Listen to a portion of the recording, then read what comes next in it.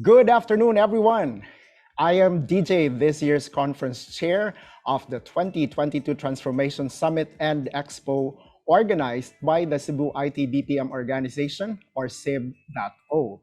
CIB.O is an industry association of over 200 key players and stakeholders formed to sustain growth in the IT BPM sector. To welcome us all is the country head of WIPRO Philippines and the president of CIB.O, President Aseem Roy. Hey, thank you, DJ, for that flattering introduction and great to be back. So good afternoon, everyone. It's so great to see you all today. It's a pleasure to host this event. And I would possibly start by acknowledging all our esteemed speakers, colleagues from the IT BPM industry, my fellow trustees, guests from within and outside the country, our friends from the academe and our support partners, and finally, our beloved Mayor Mike Rama. Participants, welcome to the annual event of the Cebu IT BPM organization, the 2022 Transformation Summit. So taking a step back, we'll go back to in the March of 2020. The whole world was taken aback by the biggest challenge of the 21st century, a global pandemic that caused an unprecedented disruption to our way of life. A period, I would say, was marked by uncertainties, health emergencies, ad hoc lockdowns, stringent health protocols, and norms, what we now call the new normal. So right here in Cebu, we were almost about to win this fight or a battle against the pandemic. However, in the December of 2021, we were stuck with perhaps one of the biggest typhoons in the recent history. That's your typhoon audit. So it spelled some weeks of darkness for all of us, even longer for some. In an overnight, the deluge of the element, Cebu was almost gone from the map. The adverse impact of the pandemic was made worse by this typhoon. But then we in Cebu are resilient. This is not the first time. We were brave enough to take the impact of both the pandemic and the storm and still come out smiling and more resilient than ever before. 2 years on, we are back on track. We are back on track on our growth trajectory. And then as an industry, a city, a province, which is also a beacon of provincial growth, which is stronger than ever. The 2022 Transformation Summit is our platform to celebrate the Cebuano spirit, this triumphant journey of resilience and recovery, our experiences, and the way forward. Learning about what went right and wrong. So continuing and improving on the former while addressing the latter. For the next 3 days, we will hear more from the industry experts on areas of key interest. These are technology, innovation, business, public-private partnership, and economics that will propel not just Cebu, but the whole of IT BPM industry in the Philippines. So on behalf of the Cebu IT BPM organization's Board of Trustees, members and staff, we welcome each one of you to the 2022 Transformation Summit. Let's all journey together and be part of what we proudly call Cebu's next level play. Thank you. Over to you, DJ. Thanks, President Aseem. And to our viewers out there, welcome to the 2022 Transformation Summit and Expo. The Summit and Expo welcomes leaders, experts, industry players, and stakeholders who are tasked with setting the direction of our organizations in a volatile but promising business environment. In the next 3 days, experts will discuss updates such as digitalization, business transformation, the Philippine economy beyond the pandemic, the future of software industry. The world is now transitioning beyond the pandemic. We've learned our lessons too after a super typhoon hit Cebu towards the end of 2021. How can we stay ahead of the transformation? What can we do differently? And how can we better collaborate? Time to take that big leap forward, starting with the Cebu City local government's insights that encapsulate the IT BPM landscape in Cebu beyond the Super Typhoon Rai and COVID-19. As we know, COVID-19 is both a health crisis and an economic crunch. The aftermath of a super typhoon left us with valuable lessons learned. To share his thoughts and insights, let's welcome the mayor of the city of Cebu, Honorary Michael Lopez Rama. Good afternoon, Moises, and the rest in the platform in this very illustrious gathering with the presidency of Aseem, Roy. I have had a talk a few days ago bringing this particular gathering, and being the mayor of the city of Cebu, I have to bring to you also a very famous statement by Francis Hazel Bien, former Girl Scout CEO, when she said, culture does not change because we desire to change or decide to change it. It changes when the organization is transformed. That is how she wanted to bring to all of us under her quotation. And let me greet all those about over 100 in the platform. It's a star-studded, shall we say, the next level play, and that is 2022 Transformation Summit. Definitely, this cannot be possible if there is no such thing as CIB.O, which stands for Cebu Information Technology Business Process Management. I wish Aseem, I have, or Moises had made the, shall we say, acronym done correctly. And forgive me if I may have missed. But anyhow, the summit that you are into is so timely because I do believe you were following my declaration, especially in the inauguration I had last June 30, when I was bringing to everybody.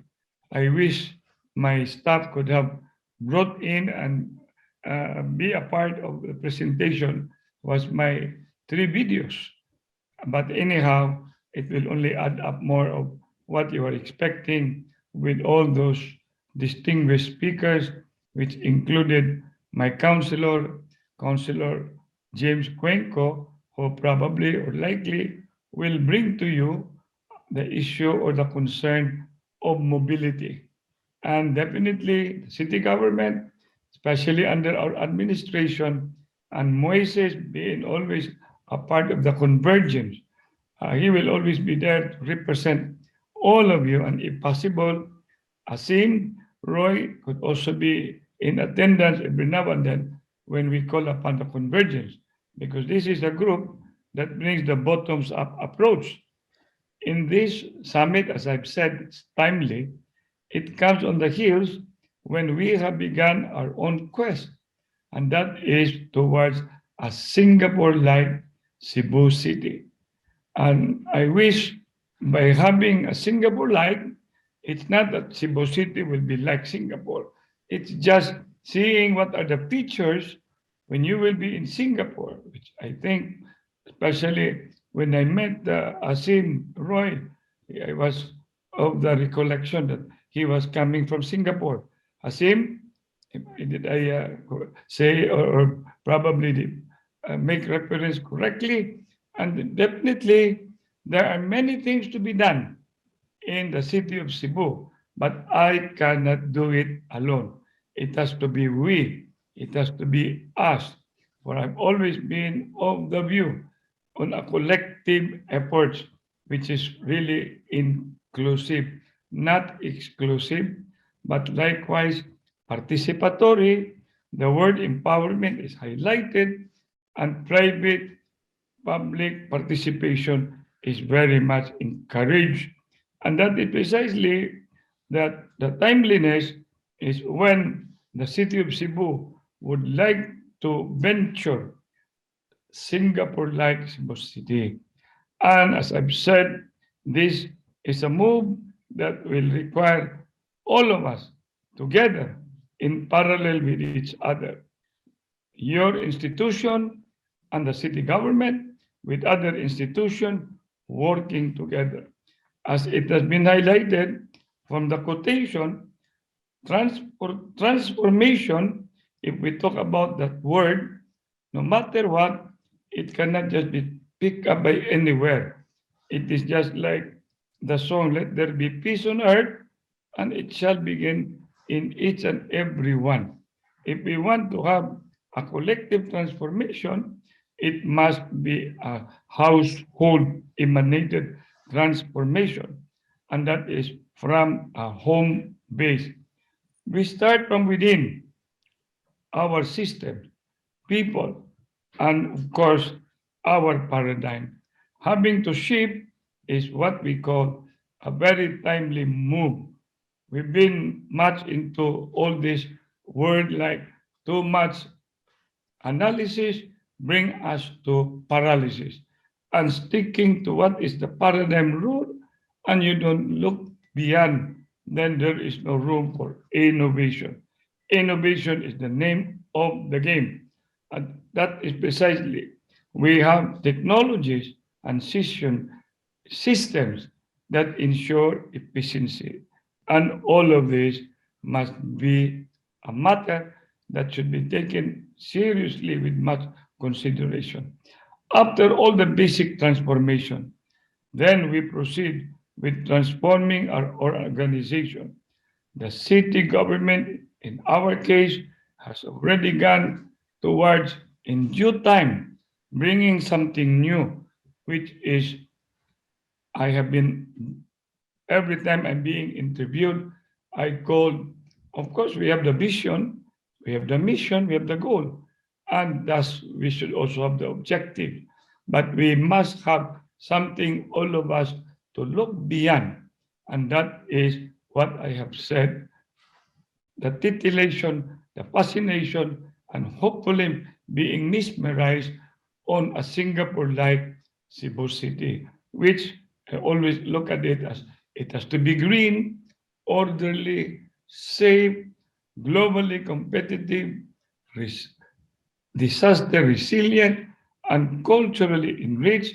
And like us being a Catholic country and we also a Catholic city, we should not lose sight of continuously spiritually filled, psychologically sound, and most especially in the line of sports, must be physically always active. And such we call transformation or conversion for that matter. We cannot just do it, as I've said earlier, alone. No man is an island. We are all in this together. And I believe from your institution, that's very prestigious CIB.O, and the rest who are in the platform, let's be one. Once my mentor, my not my enemy, only my political opponent, former Mayor Tomas Osmeña, we can borrow that we should aspire as a city second to none. And in my mayorship, ever since, I've also have this tagline, and this started with the famous industrialist Henry Ford when he said, "Coming together is the beginning." Of course, with your institution and the city government for that matter, and all the stakeholders, it's not just the beginning. It has already been series of interaction. Working together is progress. We have been working as you as an institution and we in the government around with multi-sector, including the Chamber of Commerce, that has been an ongoing and progress has already been more or less achieved. And we work together. And since we will be working together, it is a guaranteed thing that success will be in the offing. And that is what Henry Ford, the famous industrialist, has been telling in his quotation. And my branding that we put in the year 2000 10. That together we can make better things happen for Cebu City. And we, trusting God, and with our Mother of Perpetual Help, Virgen sa Guadalupe, San Pedro Calungsod, Senior Santo Niño, have mercy on us. God bless you all. Mabuhay ang Cebu, mabuhay ang Pilipinas, and congratulations to the next level play, CIB.O and Transformation 2022 Summit. Buddy Villasin, of course, the shall we say, Executive Director, and once again, the convener, Moises, and His Excellency, Roy Aseem. Thank you very much, and good day. Thank you, Mayor Mike, as he is fondly addressed. I'm sure our viewers in Zoom have a lot of questions, and I am encouraging everyone with us today to key in your questions in the chat box. We have a team of people who will mine your questions and will answer them later in the panel discussion. In 2019, the Philippines was one of the fastest growing economies in the world, posting over 6% average annual growth between 2010 and 2019. The Philippines was touted as the next Asian tiger economy. The Philippines' economic growth, however, in 2020 entered the negative territory for the first time since 1999 and then recorded a growth of 5.6% in 2021, signaling the start of an economic recovery. But with global oil supply still tight amid the still raging war between Russia and Ukraine, the question in everyone's head is, what will the Philippines be like post-pandemic? As the Philippines continues to build on progress in recovering from COVID-19 amidst a backdrop of an elevated fuel pump prices, what's the economic outlook beyond the pandemic? To enlighten us more, let's welcome to the virtual stage the Asian Development Bank's Principal Country Specialist for the Philippines, Ms. Christina Lozano.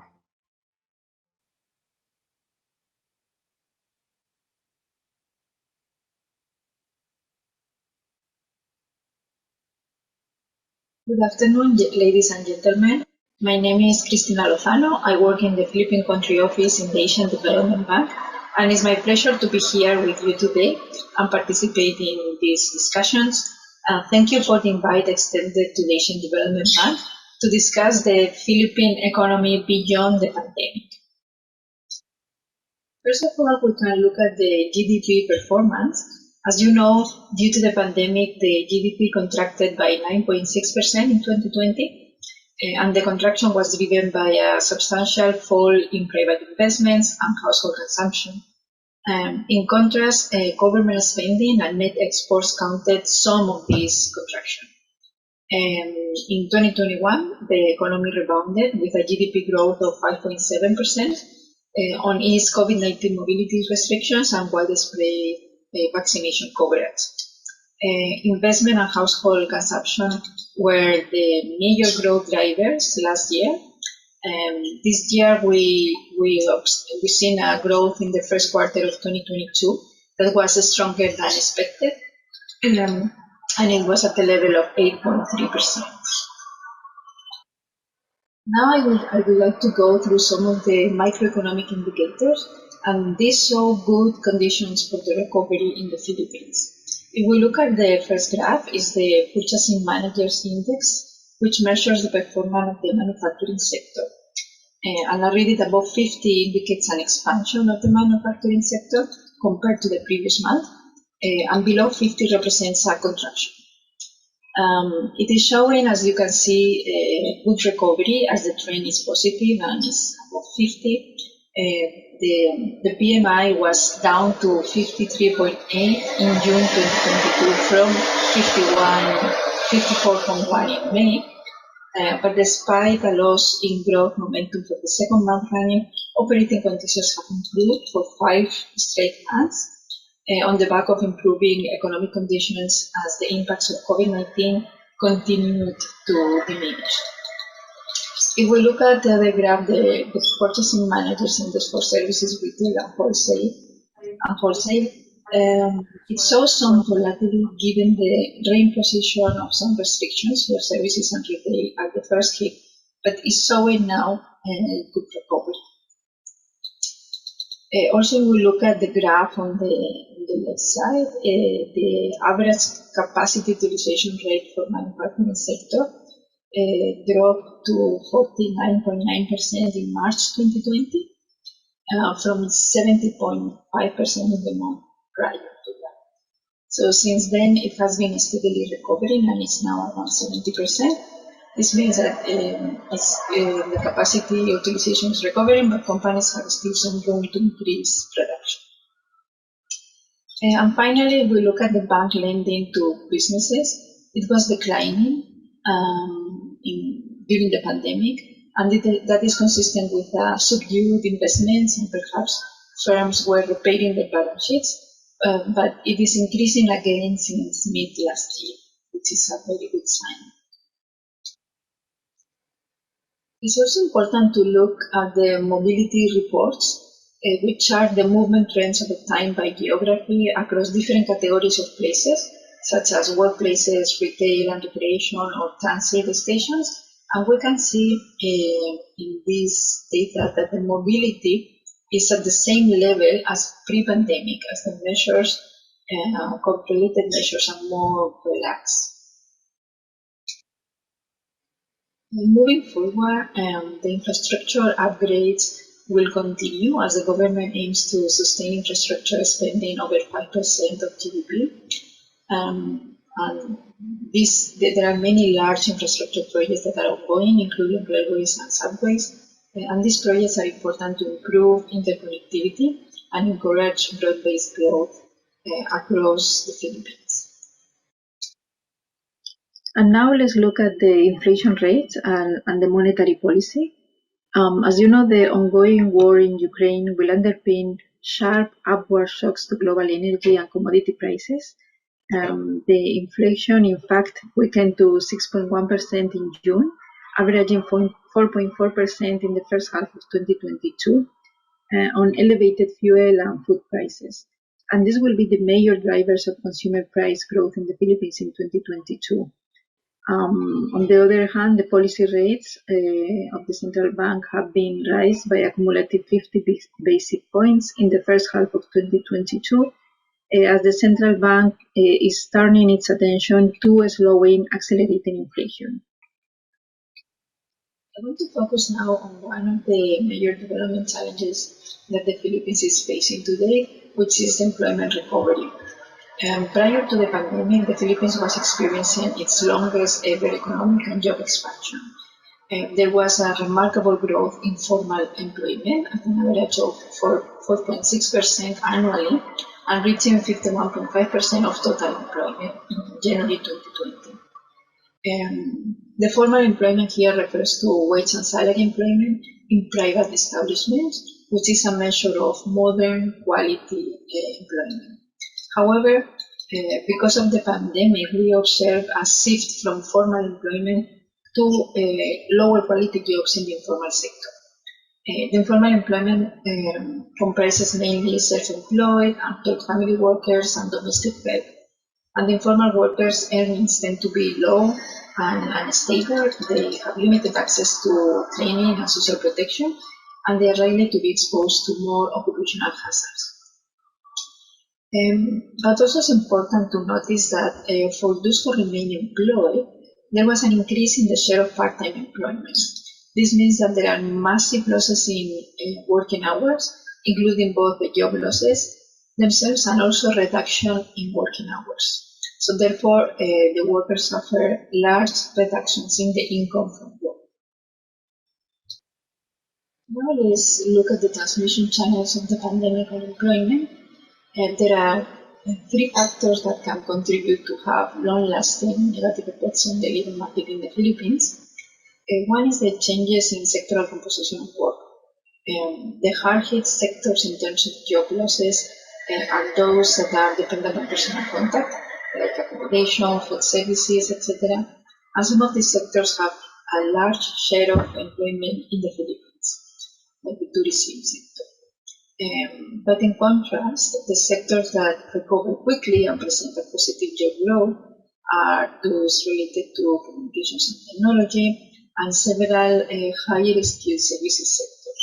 So these reallocations of jobs across sectors will create some skills mismatches as workers do not transition easily between sectors, given their differences in required skills. Second important factor is the digital transformation. Companies nowadays are modifying their business models to rely more on technology, and they are reshaping their workforces and the types of skills that are demanded by employers. So this will further contribute to the skills gap in the labor market. And finally, there is a higher number of job seekers in the labor market, including people who lost their jobs, but also there are school dropouts, new labor market entrants. So there is a greater labor supply. And the longer job seekers remain unemployed, the more likely they become less employable in the future because of the loss of job skills. And this is called skills erosion.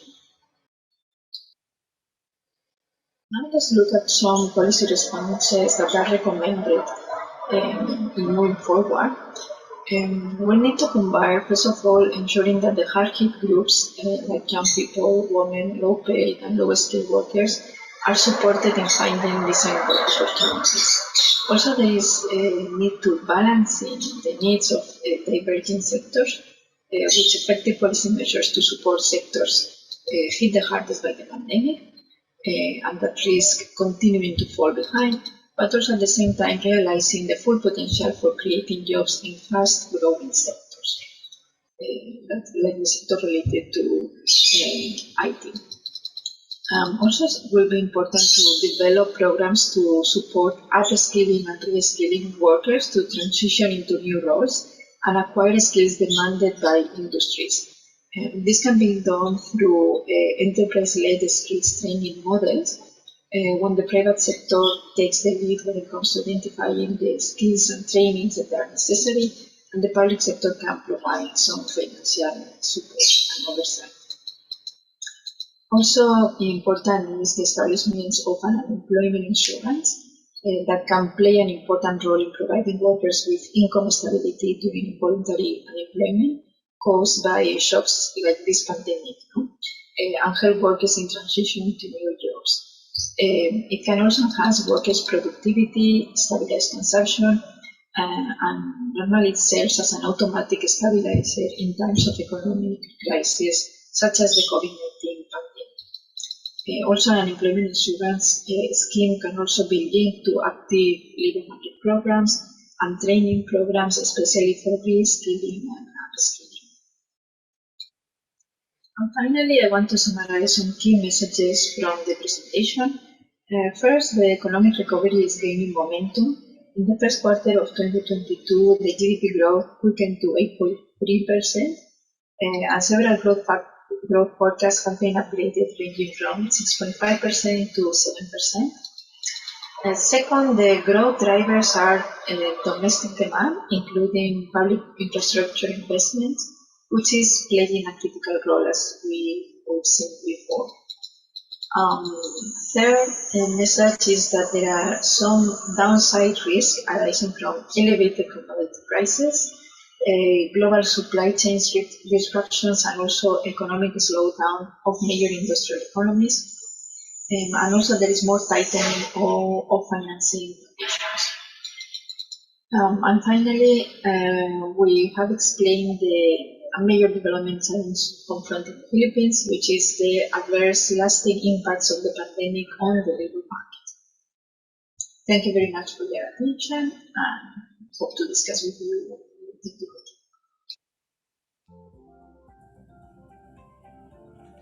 Thanks, Ms. Lozano.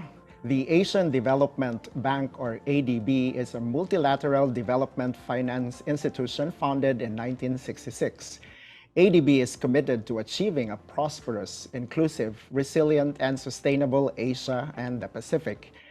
At this point, I'd also like to tell our summit attendees inside Zoom that we have raffle prizes that will be received via GCash. We will inform the winners through CIB.O's Facebook page starting tomorrow. The overall mechanics: just drop by the Expo booth in the summit's website. Stay on until the end of every session. Now, to remain competitive, it matters for the Philippines to gain more depth and expertise on next level play capabilities such as digitalization in data to value.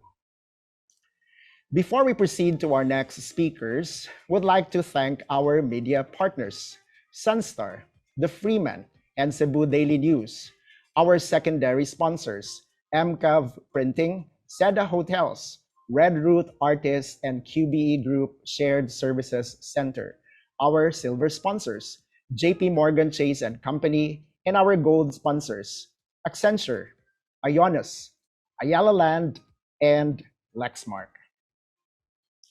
There is a significant economic prize attached to accelerating digital transformation in the Philippines. There are three areas of action required for the Philippines to fully capture its digital opportunity: enhance digital skills training and education, accelerate digital adaptation and innovation, and promote digital trade opportunities. To speak more about such strategic topic is the site process lead, data to value of Lexmark Research and Development Corporation, Ms. Reah Yu.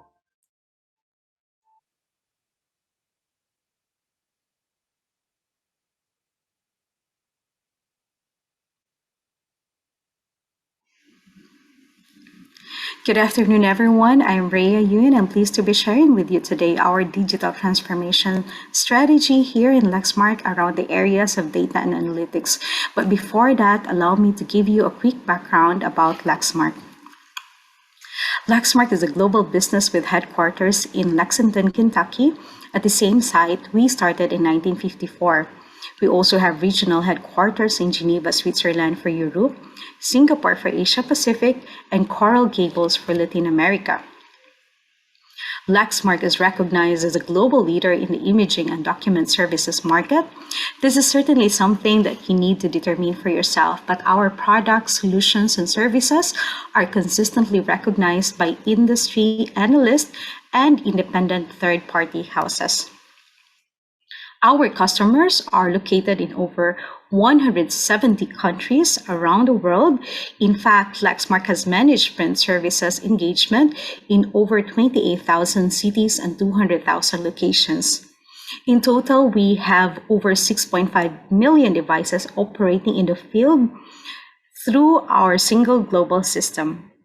We also have a broad network of 6,500 partners to reach customers not covered by our direct sales force. So these are just a lineup of our imaging hardware. We have mono and color printers. We also have single function printers and multi-function printers. In Lexmark Cebu, we have two major operations. We have the Cebu Competence Center, and we also have the Research and Development Operations. Cebu Competence Center, or CCC, is under the umbrella of Global Business Services by Lexmark, or GBS. GBS is a natural evolution of shared services model started in 2006 with its first shared services here in Cebu. Then the following year after that, we opened our shared services in Argentina. Then in 2008, the Budapest shared services was also created. Then in 2018, the Global Business Services was created in order to regroup under one organization all our shared services to finally give a structure to look at the process on an end-to-end perspective and not just on a functional standpoint. So the first three end-to-end processes under the GBS organization are order to cash, procure to pay, and lead to contract. Then the following year, data to value and market to lead were added as part of the scope of GBS. Then in 2020, the GBS organization was moved under the supervision of our Lexmark's Chief Financial Officer. And on the same year as well, two more end-to-end processes were created to support services and finance with onboarding to resolution and plan to report respectively. So that's how the GBS organization is structured. And now we'll move on to the digital transformation in data to value. So data to value is one of the end-to-end processes under the global business services. Our vision is to make data a strategic asset for Lexmark. To support this vision, we have three major functions in the organization. We have the data governance that acts as data steward to our master data. We also have the analytics governance that provides the reporting and analytics to all the end-to-end work streams under GBS organization. And we have the technical governance that drives the next generation capabilities, including AI/ML. Before sharing with you the details on our digital transformation, it would be good for us to align on some of the terminologies that I will be using in the succeeding slides. And these are digitization, digitalization, and digital transformation. Digitization is the process of converting information from a physical format to a digital one. Example could be going from notes on paper to typing that in an Excel spreadsheet. So that's digitization. Digitalization, on the other hand, is the process of leveraging digitization to improve business processes. It converts processes to be more efficient, productive, and profitable. So going back to our example on an Excel spreadsheet, if you move that to a Google spreadsheet, which allows you to actually share that to anyone in the organization, and at the same time, several users will be able to collaborate also from anywhere, that makes it digitalization. Digital transformation, on the other hand, is the transformation of business activities, processes, products, and models to fully leverage the opportunities of digital technologies. So your digitization and digitalization are subset of digital transformation. So why digital transformation? Why is Lexmark investing in digital transformation? And not just Lexmark, actually, more and more companies are actually adopting digital transformation. Definitely, it's a trend in the market, but beyond the trend, we believe that this is the path to transform what we do and how we do it. There is no other option than to drive this digital transformation to be successful. And how do we do it? By capitalizing and investing in our talents. We have this, what we call the 3-level expertise. That means expertise on the data, expertise on the business process, and expertise on the technology. We need to master the technology in order to optimize its features, and that includes AI/ML. So what do we have to do to get there? Our first priority is to master the basics and deliver back to our stakeholders a superior level of service. And we also need to create an environment where people can speak up and share their ideas. Creating a culture of innovation is also a key enabler in this transformation, where people can continue to challenge the status quo. So this is our global business services digital transformation strategy. Our vision is to deliver value to the organization, so that's value creation, and we need to do that with agility and speed. We believe that we need to leverage these tools and technology to drive this transformation. The success, or how we assess the success of this strategy, is through these 4 metrics. We have optimization, personalization, adaptable workforce, and monetization. So how do we get there? So it's basically through these 5 tactical pillars that we have identified, starting with you. So these are actually our employees. We believe that the success of this strategy resides in our ability to engage our employees.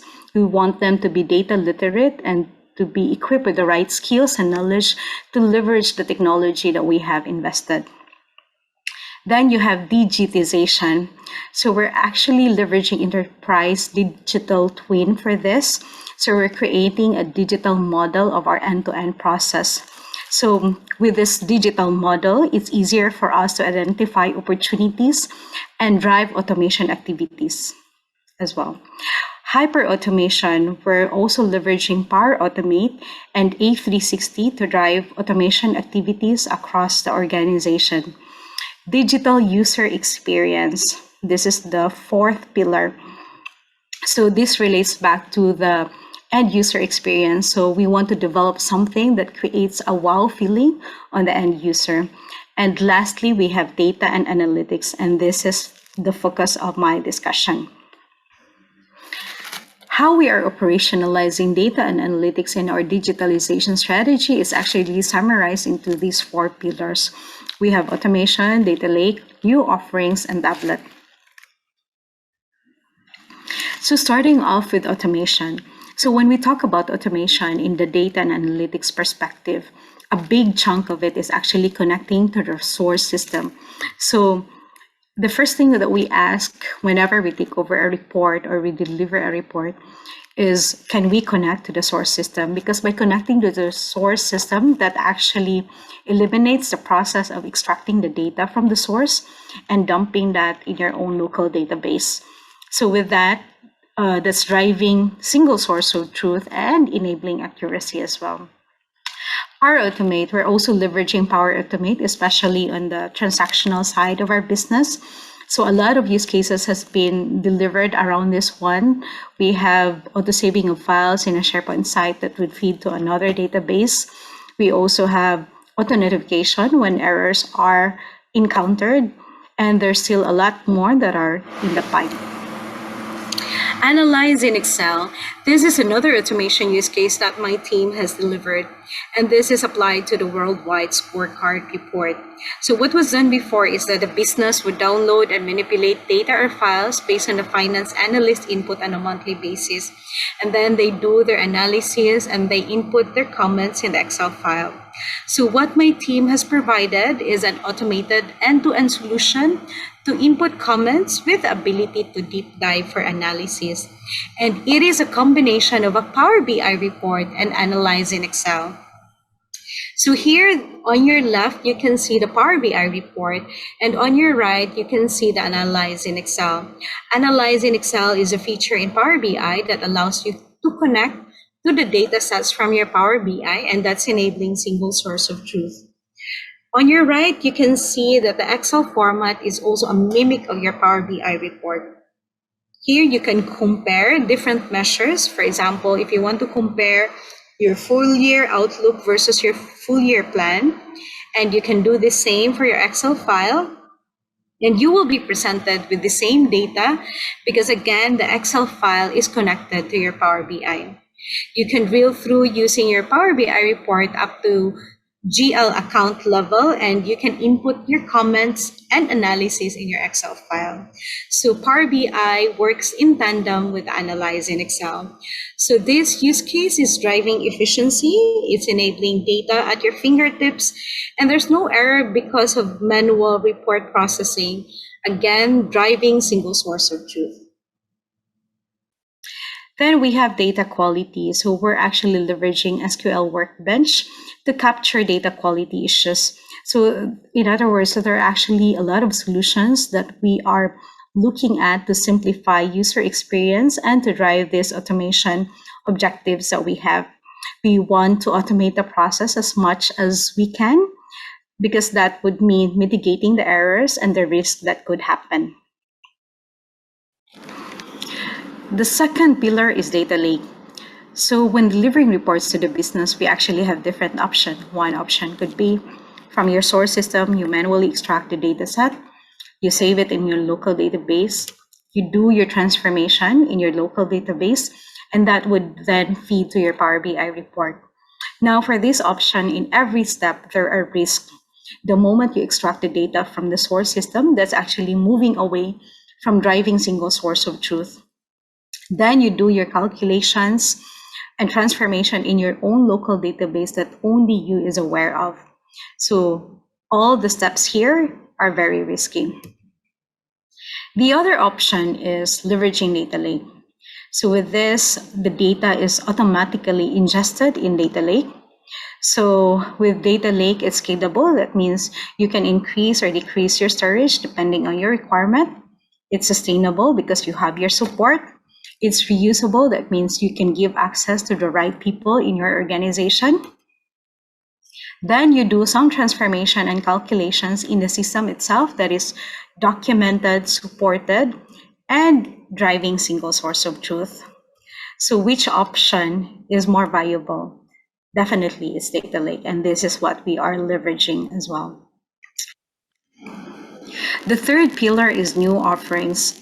We want to transform how we support the process through our AI capabilities. AI, or artificial intelligence, is a technology that enables a machine to simulate human behavior, while machine learning is a subset of AI, which allows a machine to automatically learn from past data without programming explicitly. So what we're doing here in our organization is we make use of our historical data that we feed to the machine to identify patterns and trends that make decisions with minimal human intervention. So I would say that machine learning is a bit complex, actually. So we already have our failures as well. So there are a lot of use cases that we need to drop. But the thing is, with every strategy, you just need to fail fast and then you move forward. So our objective here is to align our skills with this Lexmark investment and to upskill our team.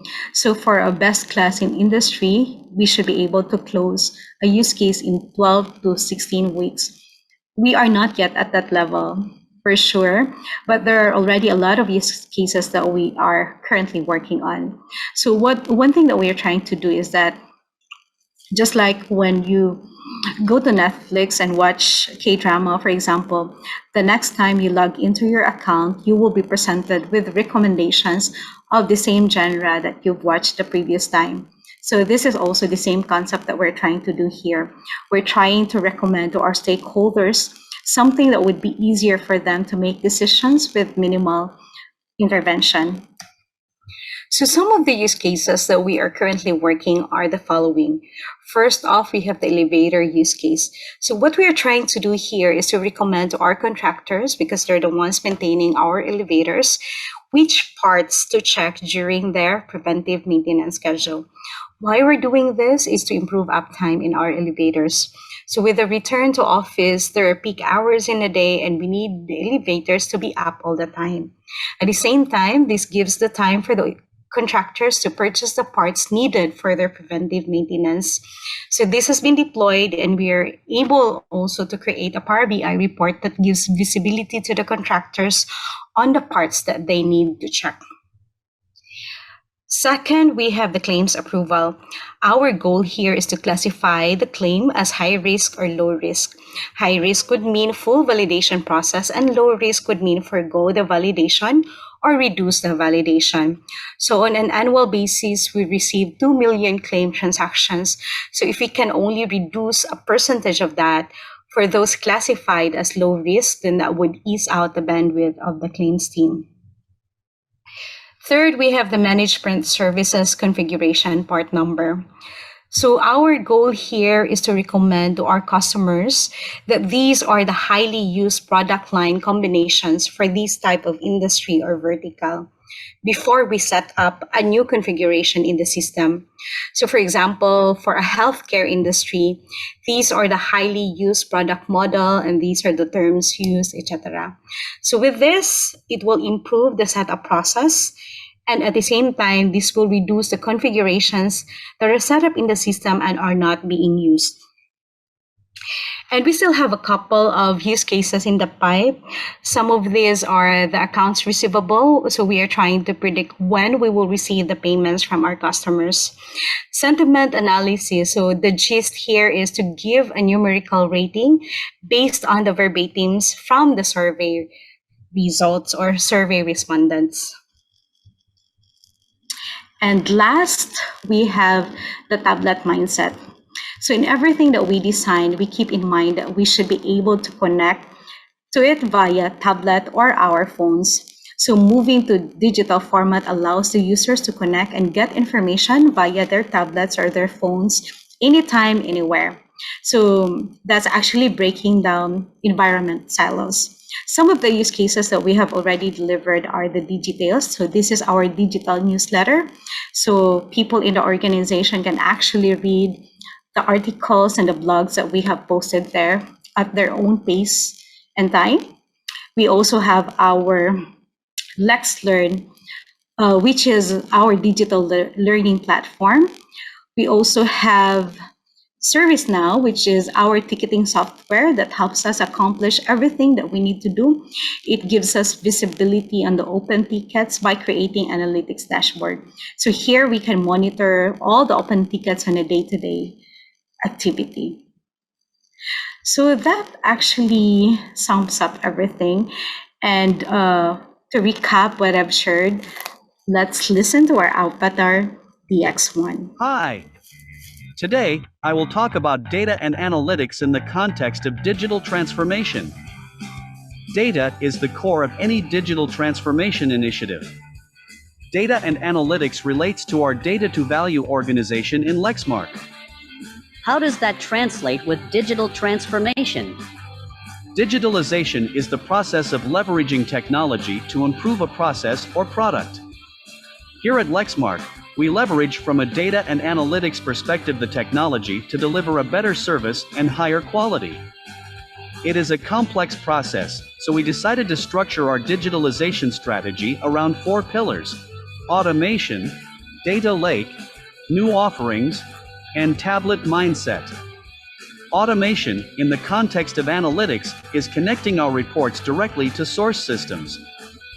Like when you connect your Power BI report to SAP D365 or CDM dataset straight. Stop extracting and manipulating the data outside. Connect directly to the source system, driving time saving and mitigating manual processes prone to errors. Data lake is a repository of data, stored in its natural or raw format, usually object blobs or files. By leveraging an IT-supported solution, you get it scalable, sustainable, and reusable. Let's take an example. Before you extract data from SAP and D365 that you tried to combine, all this is very manual and has the tendency for errors, resulting in performance issues. Leveraging the data lake, Lexmark can make organizational data from different sources accessible to various end users like business analysts or product managers. This transformation enables employees to leverage insights in a cost-effective manner for improved business performance. New offerings relate to artificial intelligence and machine learning. We believe we can leverage these techniques to transform the process we support. The tablet mindset is about our desire to influence our work and shift toward more digital. This is true for our operations, but it goes well above and beyond. For example, Digitales is our bi-monthly newsletter, which is an excellent practice to transform how we share progress in a digital mindset. LexLearn is another push we have in regards to our onboarding process. The platform gives the ability to connect from anywhere, through any device, at any time. Also, you can follow the events and rewatch the webinars and training. Isn't it cool? Well, that was all for the data and analytics pillar.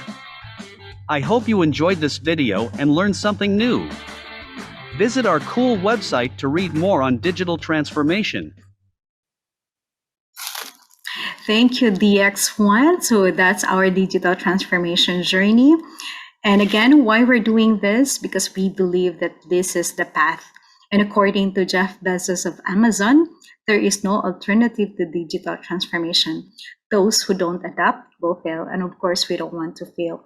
We want to thrive above our competition. Thank you, everyone, and good day. Thank you, Reah, for helping us better appreciate why analytics is essential for business and strategic decision making. Lexmark sells its products and services in more than 170 countries and is headquartered in Lexington, Kentucky. Lexmark Philippines is a certified Great Place to Work and was recently awarded as the most innovative company of the year at the 16th International ICT Awards. Cebu is the regional center and primate city of Central Visayas. The island and its metropolitan area exert influence on commerce, trade, industry, education, culture, tourism, and healthcare beyond the region. 56% of Metro Cebu's total economic output is due to industry. Services, where the IT BPM sector belongs, account for 36%. At this point of today's summit and expo, we are going to talk more about how we can shape the future of Cebu. Today, the IT BPM sector in Cebu employs around 250,000 people in a broader set of firms that provide contact center and back office support, business operations, and in the development of knowledge-based applications. To speak about the future of Cebu is the chairman, Smart Cities Committee of the Chinese International Economic Cooperation Association, and the chairman of the Asian ICT Council, Confederation of Asia Pacific Chamber of Commerce and Industry, Dr. James Chiao.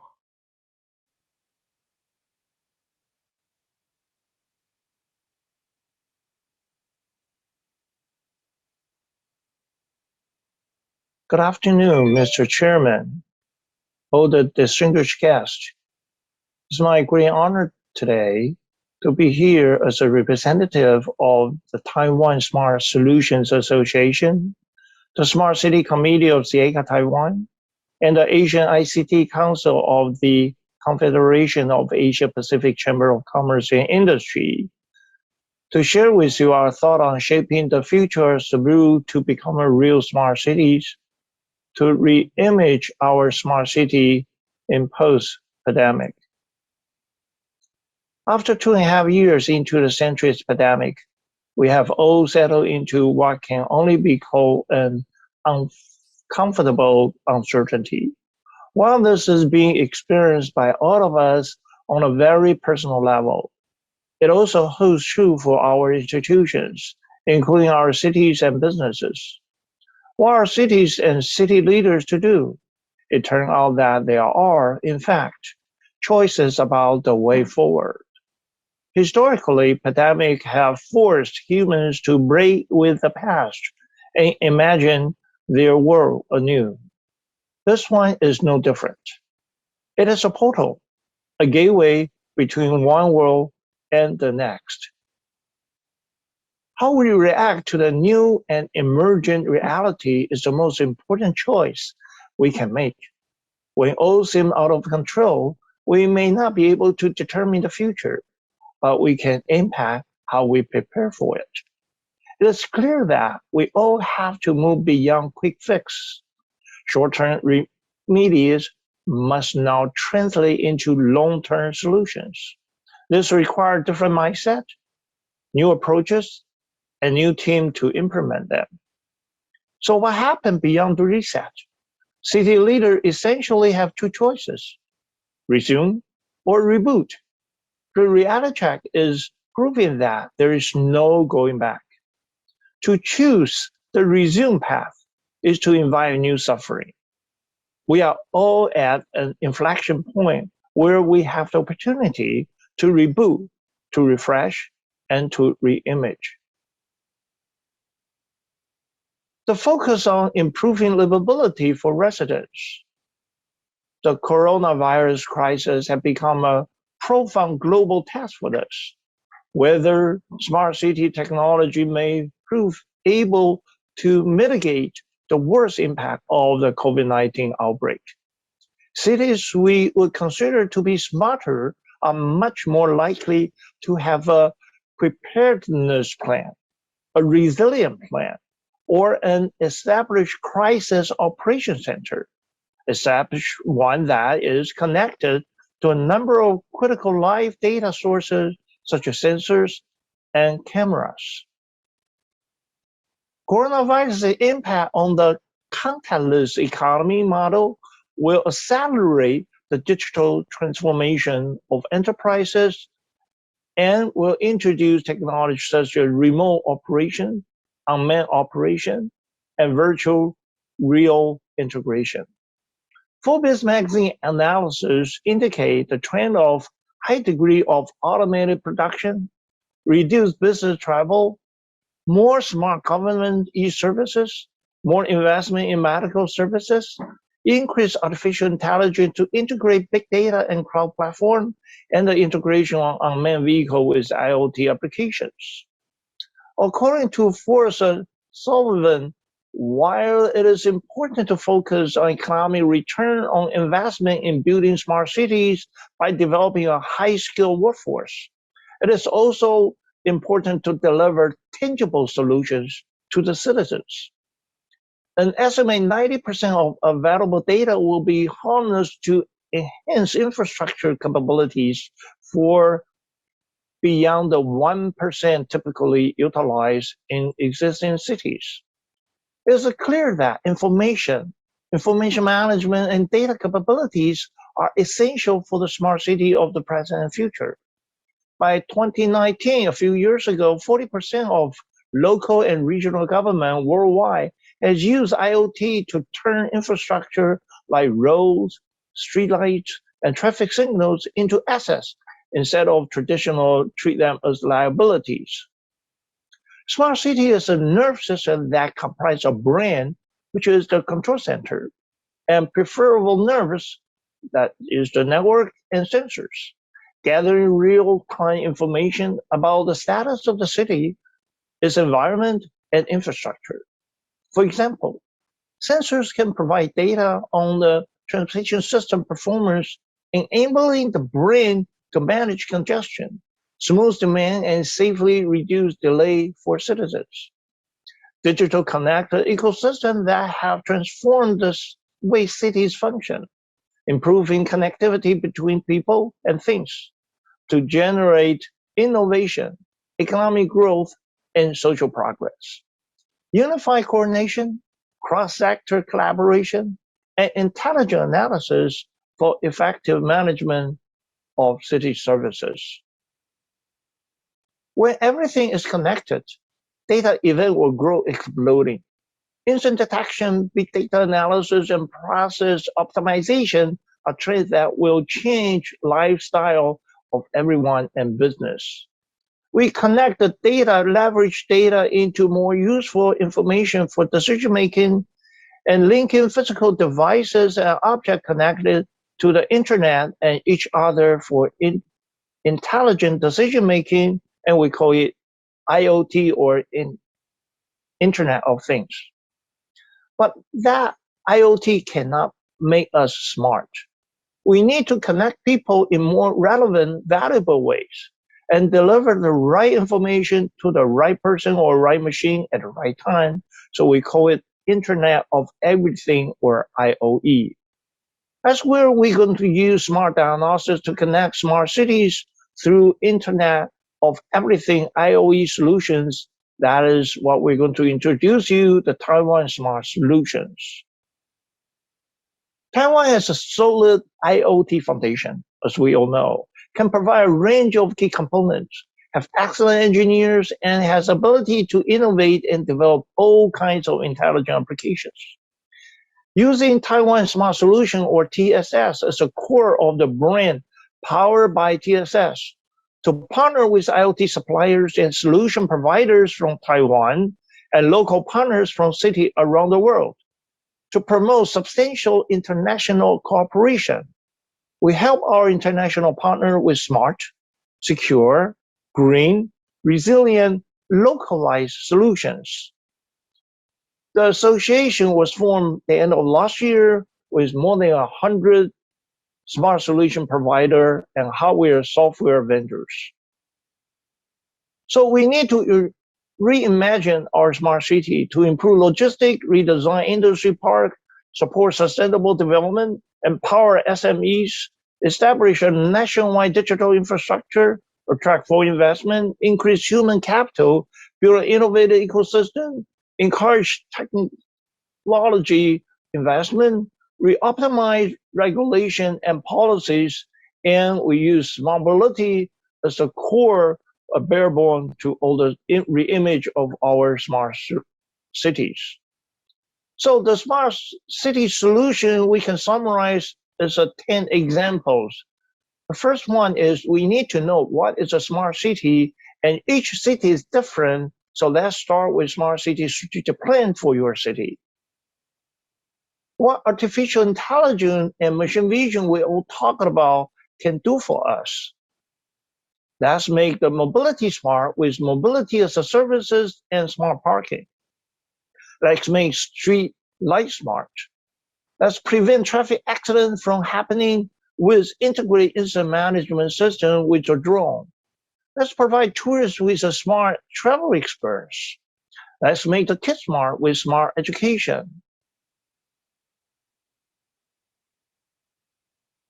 And as protect our communities with smart disaster prevention and smart emergency management. So first of all, we want to talk about the Smart City Strategic Index. According to Rollberger's latest 2019 survey of 250 cities in the world, the smart city strategy is the key. Building a smart city requires sound strategy with strong implementation, including cross-sector solutions, and help to clarify the timetable and responsibility for the planned implementation tasks. Most smart city strategies still need improvements. Except for Singapore, the performance of most of Asian cities is not high. That is still much room for improvement in Asian cities. So let's start with Smart City Strategic Plan for your city. It suggests that a project management office or PMO to be established to facilitate public-private partnership, to manage the data exchange platform, and to plan, test, and manage the test field. A customized stakeholder participation plan need to be developed to facilitate effective communication of the action plan among stakeholders. So a smart city vision need to be established to plan, coordinate, and manage smart applications, to work with the PMO staff to facilitate public-private partnership, to use open data and promote public-private collaboration, and to plan, test, manage smart solutions. So we all know AI and machine vision, but what they can do for us. Although monitors have developed rapidly in recent years, but the infrastructure and monitoring processes behind most of CCTV systems have remained essentially the same. That means passive processing procedures are still used, still focusing on manual monitoring and post-accident analysis, and the ability to share data is very limited. Machine vision refers to simulating human visual functions by taking images, extracting information, and processing it. And finally used for detection, measurement, judgment, and control. It can reduce production costs. So real-time connection of CCTV monitors combined with artificial intelligence, machine vision, can see events that were originally invisible to humans, improve insight, and detect patterns and behavior that humans may miss. This new insight takes the initiative to prevent accidents. We can also use historical data to predict when parts or equipment may fail, and we can achieve predictive maintenance. This device provides a useful way to collect, monitor, and analyze information that help protect public safety, ensure product quality, prevent and detect traffic incidents, crime, and product defects. So AI and machine can have a lot of application, including traffic enforcement and management. So we can use AI and machine vision to do real-time vehicle detection. We can identify type, a car, bus, truck, motorcycle, bicycles, and the make, the model, and color of the vehicle. And we can do real-time license plate recognition on the roadway. And we can do smart enforcement to detect the red light crossing, illegal turns. And we can do the smart enforcement to detect the illegal parking to improve the traffic and reduce traffic incidents. So this one can show that and can do real-time license plate recognition on all the motorcycle vehicle passing through the camera. And also, we can do real-time pedestrian vehicle, motorcycle detection, or even the traffic light detection on the intersection that we can provide the data transportation planner never could have that before.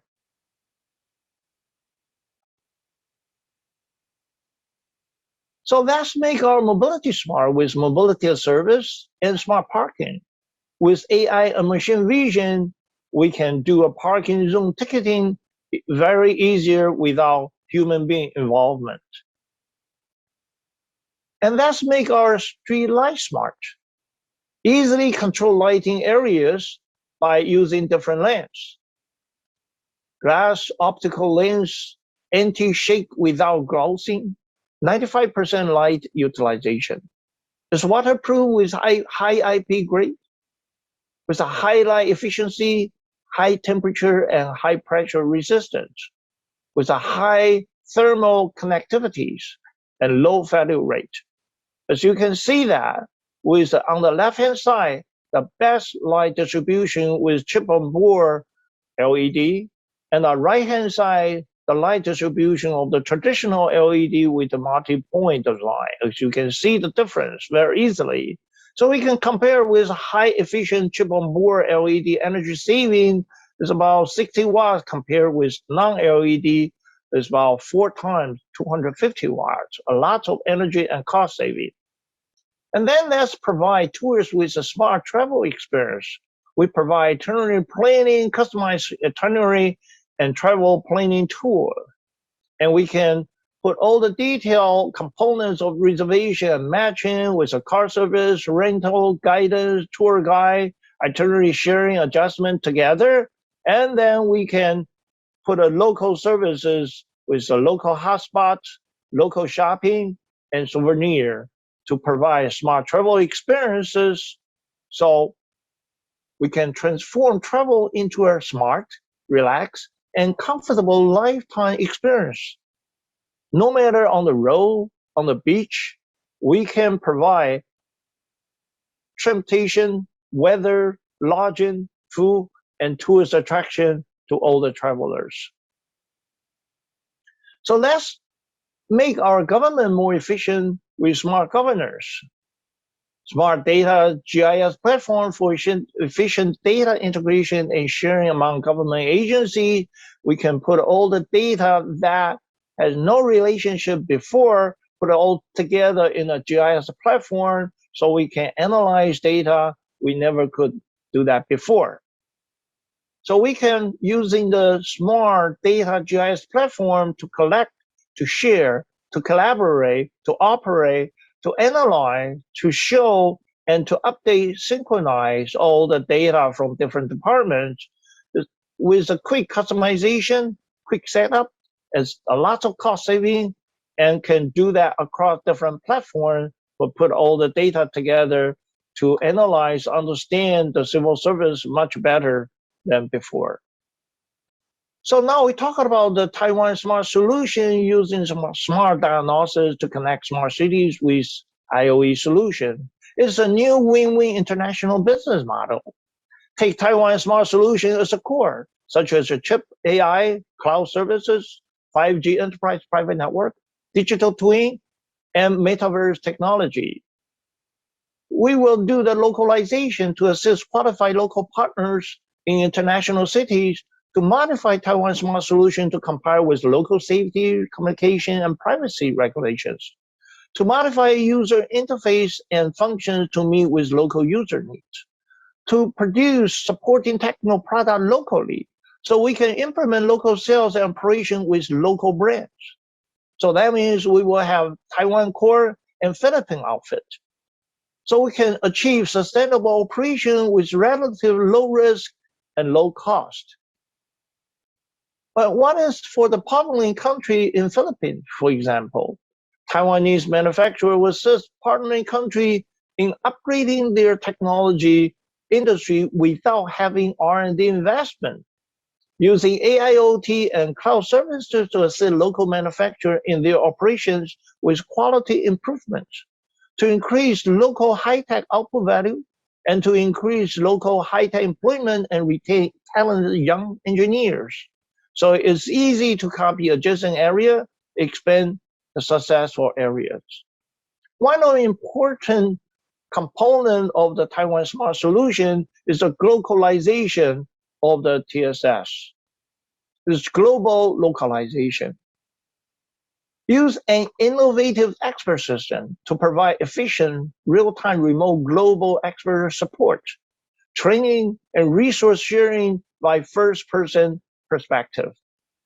With superior video quality and small bandwidth footprint, we can fully apply digital twin solutions to engage Taiwan experts virtually in a working environment in faraway city with foreign team member in real time.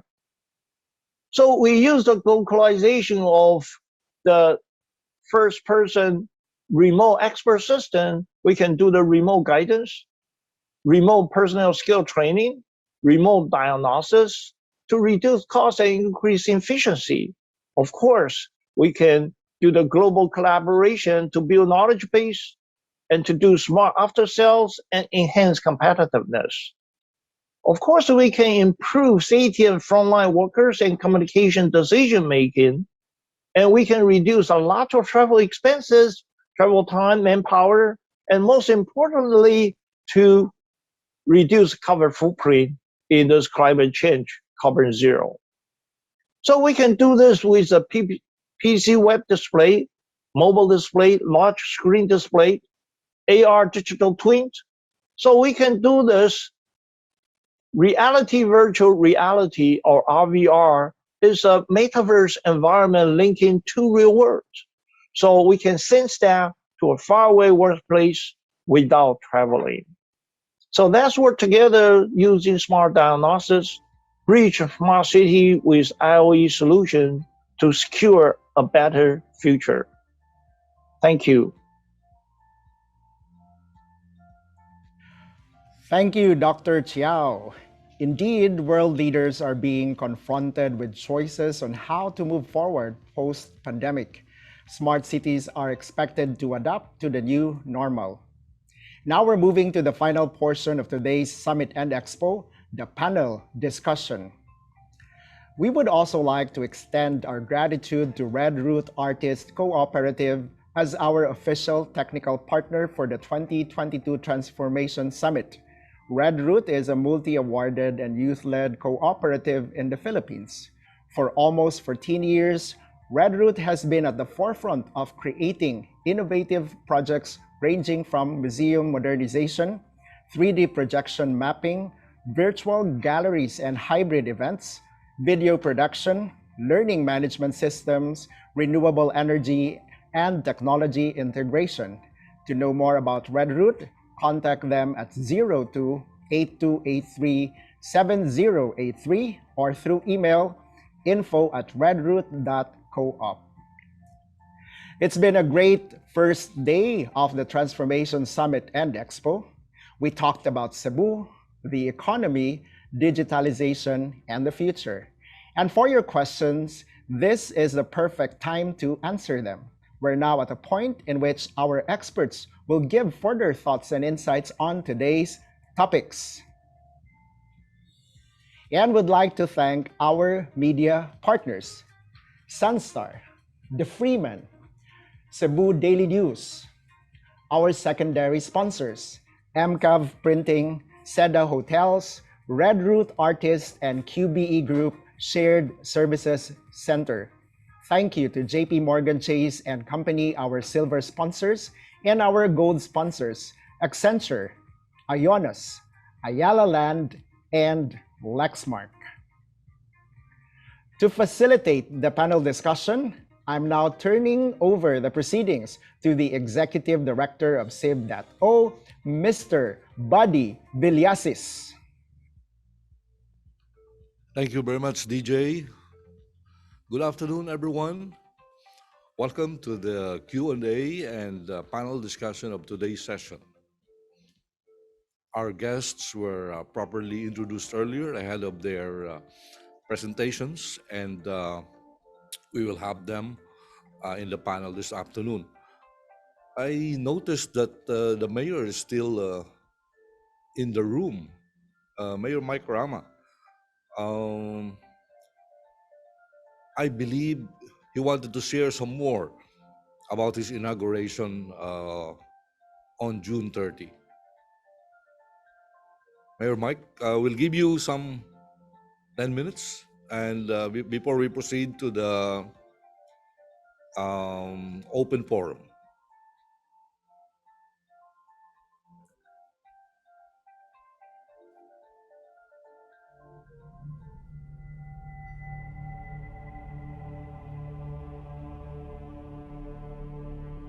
The quest for becoming Singapore-like begins as Mayor Mike Rama sets off a fresh start as the Chief Executive Officer of Cebu City. In the next 3 years, he is determined to realize the long-delayed BRT and the conduct of studies and initial stages in the rollout of a monorail along coastlines, an LRT through the hinterlands, traversing north to south, a cable car system going up the highlands, subways like in New York, and a viaduct and widened arterial roads with flared intersections.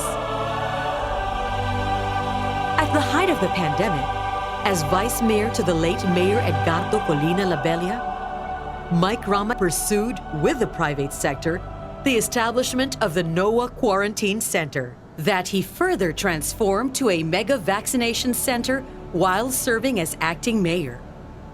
As vice mayor, Rama steered the Pabakunata vaccination campaign that rolled out 21 vaccination centers, various pop-up sites, a drive-through, and house visits Tok Tok Bakuna. As acting mayor, Rama steered the city through the Delta and Omicron variants and got on board more sectors in government and the private sector through a consultative process now known as the Convergence. The Convergence helped shape the executive orders and directives that Mike Rama, both as acting and ascended mayor, issued as guides through the challenges of the pandemic and Super Typhoon Odette. The most significant is his declaration of freedom from the restrictions of the pandemic during the 85th Charter Day last February 24 to spark back the economy while reminding the public to be mindful with minimum public health standards. Gawas no nata, amping lang, came the battle cry. Since Rama's declaration, various businesses opened back. Employees in limbo have returned to work. Industries, hotels, and restaurants have since been rehiring. Public transport carried passengers in full capacity. And children slowly went back to school to study face to face. As Mike Rama ascended as mayor, with Vice Mayor Dondon Hontiveros, he embarked on 21 focus items that he prioritized over the last 6 months. Among those the mayor had accomplished, he had released the long overdue financial assistance to 31 barangays, achieved herd immunity through massive vaccination, liberated the economy, anchored on vaccination, brought back City Hall at your doorsteps, went after grafters and fixers, streamlined business permit processing, attended continuously to the flooding problem, convened a solid waste summit, pushed forward to finish the Cebu City Medical Center, resumed street lighting, cured the JVA on the carbon market redevelopment. As Mayor Mike Rama opens a new chapter for Cebu City, he is determined to conclude during the first 100 days 5 items in the 21-gun salute. Pay fully the SRP loan. Materialize the 93-1 deal. Realize the BRT project. Convene a traffic summit. Asphalt city streets. With the support of the City Council, now led by Vice Mayor Raymond Garcia, Mayor Rama aims to accomplish within the first 100 days the first stages of 4 long-term projects included in the 21-gun salute that will lead to install public Wi-Fi portals, rollout of Let There Be Light program to more households, engage developers obliged to undertake socialized housing, to build 2 MRBs that will prioritize those affected in the clearing of the 3-meter easement of city rivers. Plan for a condominium for City Hall and other government employees. Equip and modernize the police force. And build new police stations with the private sector.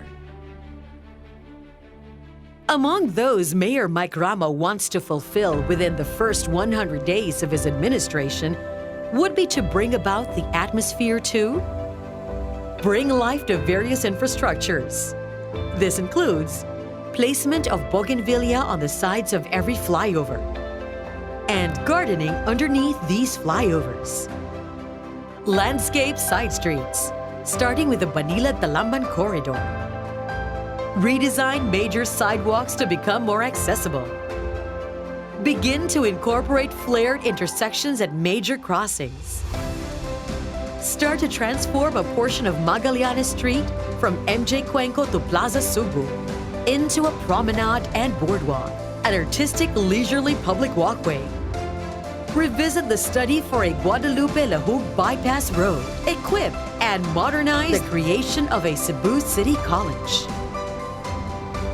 Meanwhile, at SRP, the mayor wants to add up the original alignment of CC Lex over Guadalupe River through V. Rama Avenue. Connect SRP to the mainland through 7 bridges. Commence efforts to build MRBs for socialized housing along the seafronts of Inayawan, Kinasangan, Cogon Pardo, Mambali, Dulho Fatima, Sawang Calero, Pasil and Armita. Realize the construction of a new Cebu City Hall at SRP. Ensure the start of civil works by Expedition Construction Corporation in the development of Pond A and the former Inayawan landfill. Support and ensure the start of projects DPWH had planned for, especially the roundabout at the T-junction near SMC side to Mambaling. Mayor Rama ran with his team in Partido Barug with a platform anchored on the acronym Barug Cebu City, which has now evolved as the program of his administration. Based on the Barug Cebu City program, the executive team selected in a workshop what to accomplish in 100 days and for the rest of the 3-year term of the Rama Garcia administration. Some of those included push further the Pabakunata campaign through, among other strategies, Tok Tok Bakuna and special vaccination days for private schools and the remaining public schools. Complete the shell of the new CCMC building. Establish a molecular laboratory at CCMC. Aggressively clear obstructions by buildings and structures along waterways. Improve the setup for reblocking starting at Punta Princesa, and bid to host the Palarong Pambansa. The targets here are a tall order for Mayor Mike Rama to accomplish, but he is determined to realize them.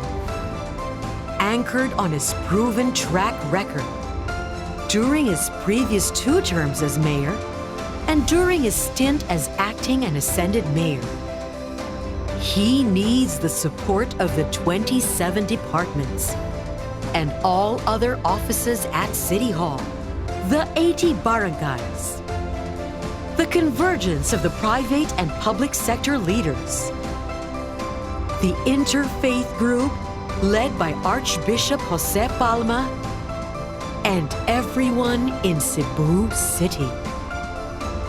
Only in unity and solidarity will Cebu City, with the new leadership of Mayor Mike Rama, be able to carry on the quest to transform Cebu City to be Singapore like.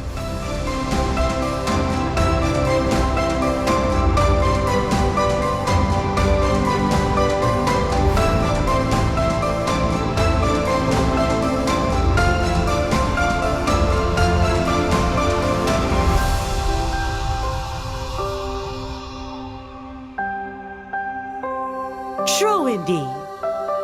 Together, we can make better things happen for Cebu City.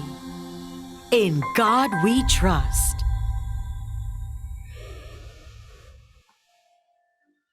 Wow, that's a tall order for the mayor, and the next 3 years may be so short for a lot of developments to see in Cebu City. Um, Nevertheless, we what we could do now is expect a lot of good things in Cebu, and the mayor will get busy with all of us soon. So, to proceed to the main part of the panel discussion, I'd like to call on our guests. Um, we have two panelists with us in the room. Ms. Lozano would have wanted to join us earlier, but due to some pressing concerns at the Asian Development Bank, she has to beg off. So with us this afternoon is Ms. Reah of Lexmark Research and Development Corporation. And of course, joining us live from Taiwan is Dr. James Chiao. Welcome to the panel discussion. And let's start with the lady from Lexmark. Hi, Reah. Okay. Afternoon. James, I hope you're doing good. Good afternoon.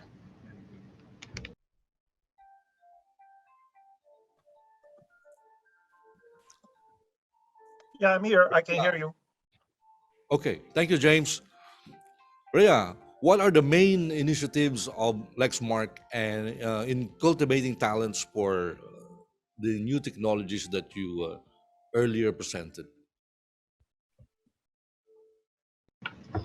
Okay, so with this new technology, there's a need for us to upskill our talents, especially that we're moving from a transactional driven activity to a value driven activity. So there's that a skill gap that we need to address. So one of the things that we're doing now is actually to multiply the experts in the organization. So we're actually in the process of hiring experts in our organization so that this will drive the upskilling initiative across.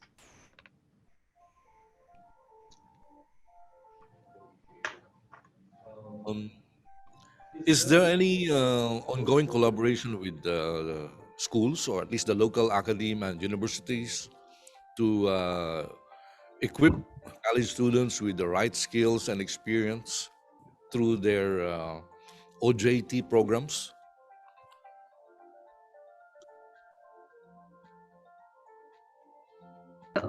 We're working with the different schools here in Cebu, and hopefully one of the goal that we have is to influence the curriculum that they will be having in school, so that that would also help us with this digital transformation journey that we have.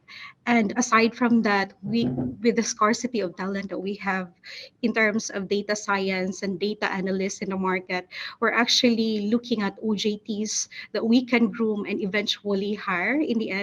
As a matter of fact, we already have started hiring OJTs last semester, and we're actually shooting supposedly to hire all of them. So we've already hired, I think, 3 out of 6 OJTs, and one is in the other area within Lexmark, and 2 are still waiting for. We're waiting for them to graduate. So I think.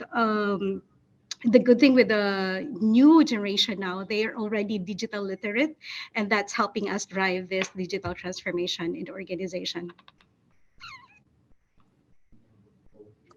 Thank you, Rhea. I think the mayor is back with us in the room. We would like to give him a few minutes to sum up what he earlier presented in the video for Cebu City.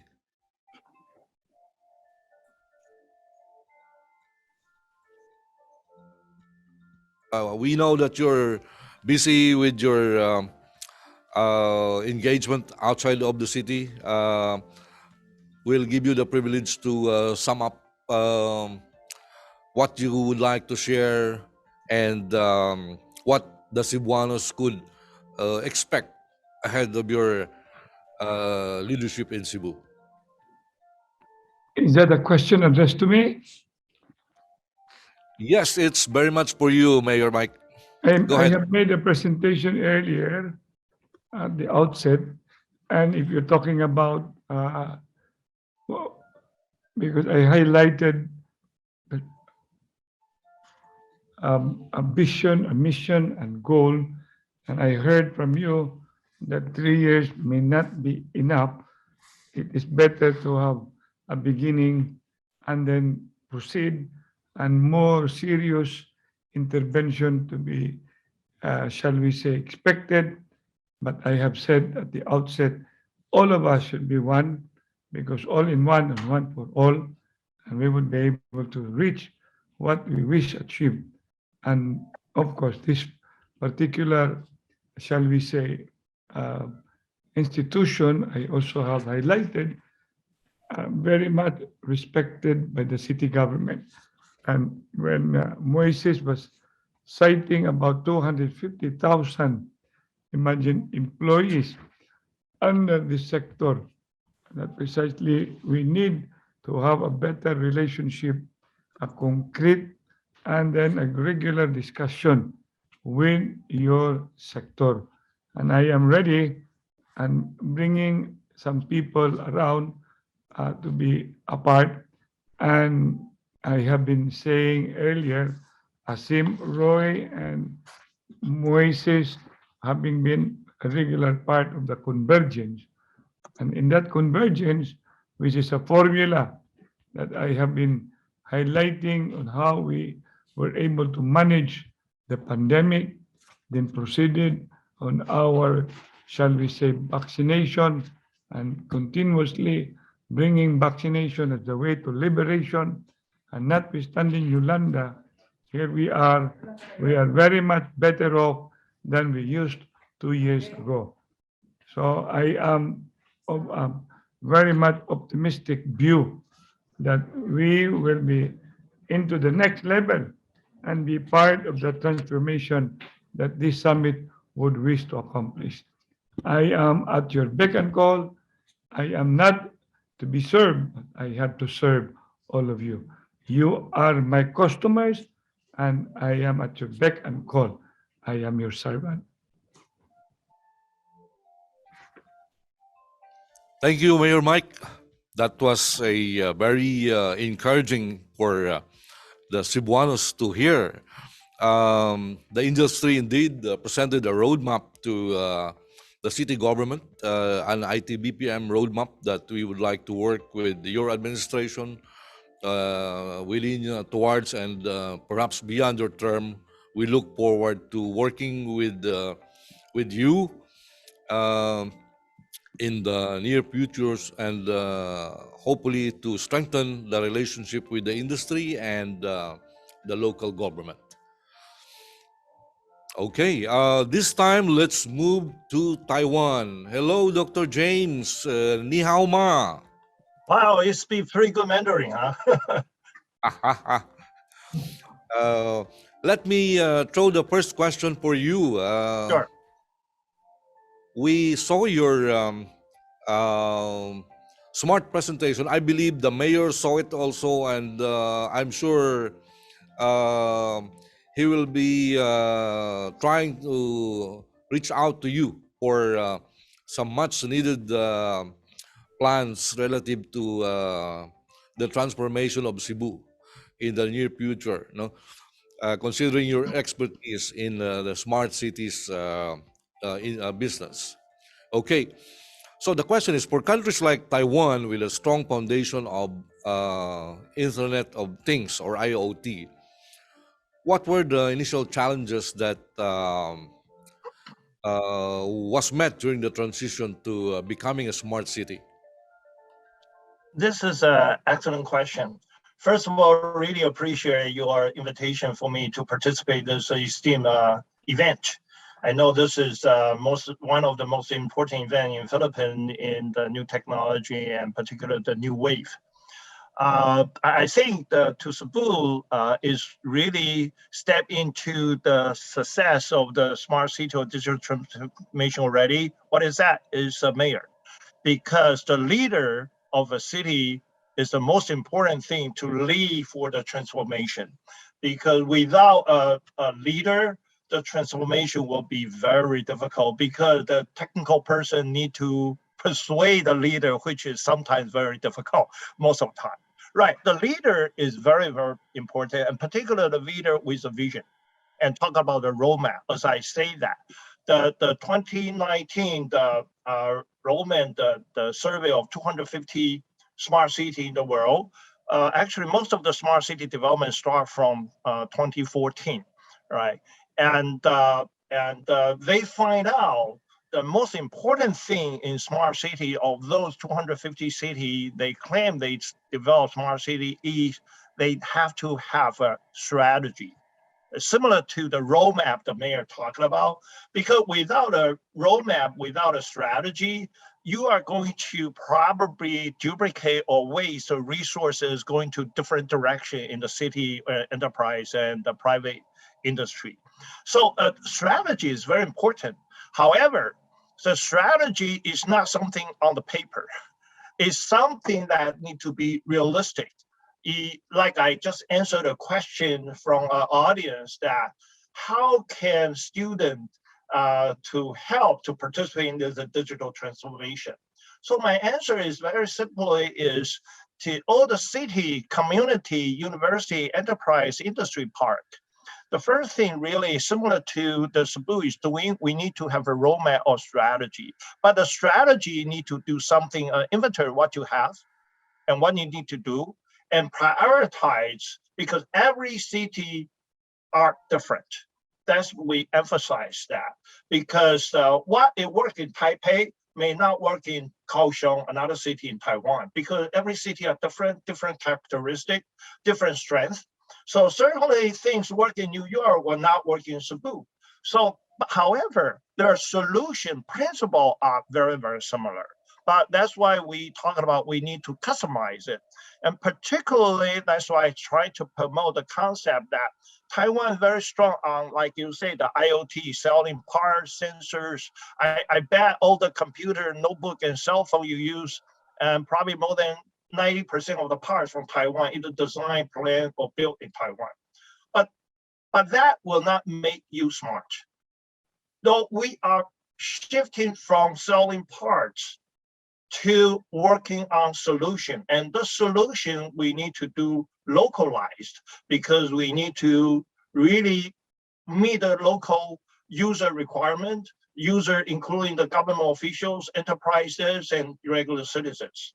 So one thing I want to share with you is, as a World Bank consultant and European Development Bank advisor, I've been traveling all over the world to give the speech like today on smart city and smart transformation. I remember 4 years ago, I was invited to Ankara, the capital of Turkey. And remember that year is when the pandemic started. I was invited January 23rd to give a speech in Ankara. And when I come back to Taiwan, it's a major earthquake and the pandemic starts. I did not bring the pandemic, but that's where it starts. So I remember clearly. So I remember I told the hundreds of audience in the audience room, I said, well, it's great that Turkey's central government want to develop a smart city nationwide, and every city, Ankara and Istanbul, want to do it. However, I want to share with you what happened since 2014.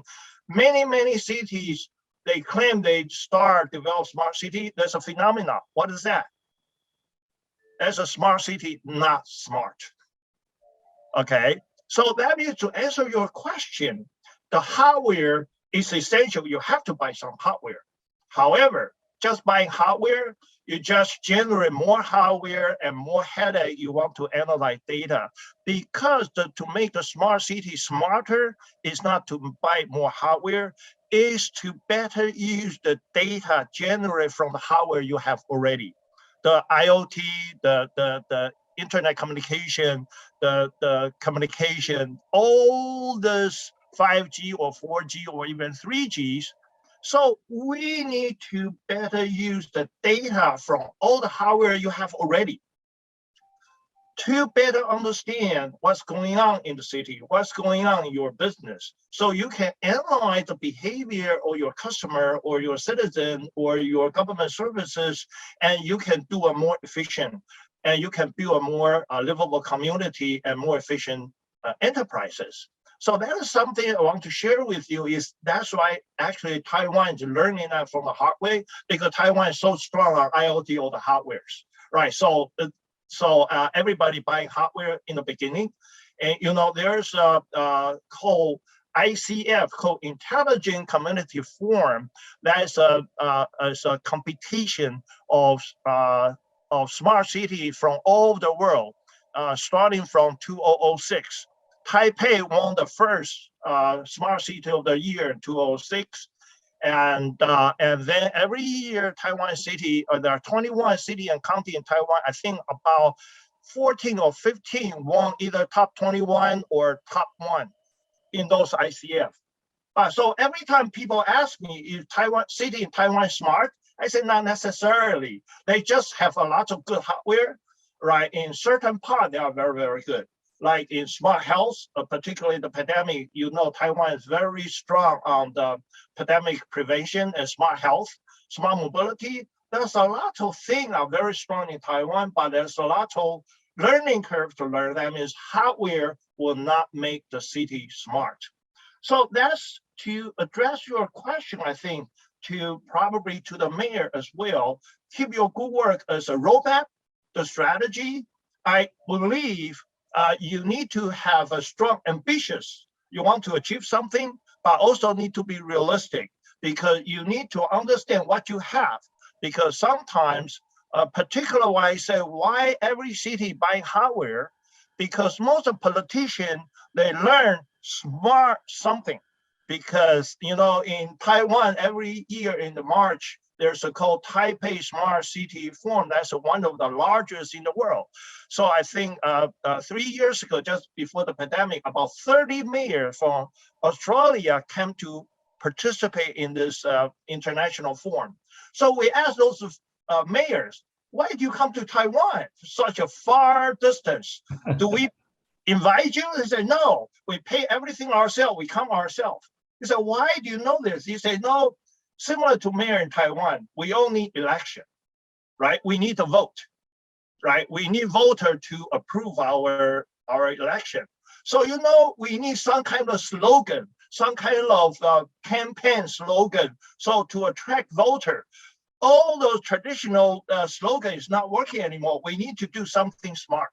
We need to tell our voter we are going to do something smart. That's why we come to Taiwan to learn what is smart.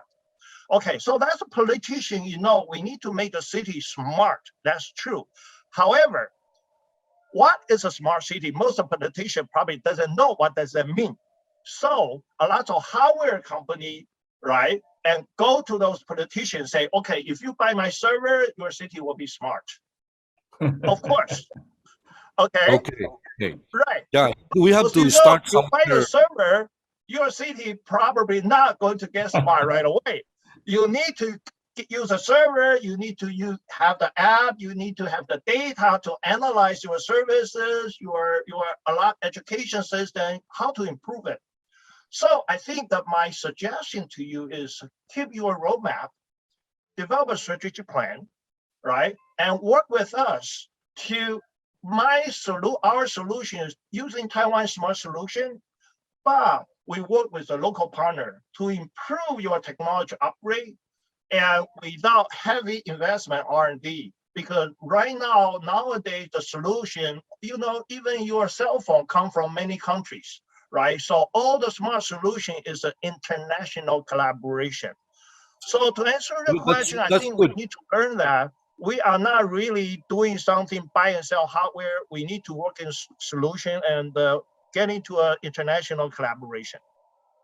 We have to start somewhere, of course. I believe Cebu City could learn a lot from Taiwan. No? And for your information, Kaohsiung is a sister city of Cebu. So we've been doing a lot of partnerships with Kaohsiung and Cebu City. And I believe we could strengthen that partner. Can I interact? Mayor Mike, yeah. Yeah. Ni hao. 你好. 谢谢. I've been to Taiwan. I've been in government for 27 years. And in that number of years, James keep on saying politicians.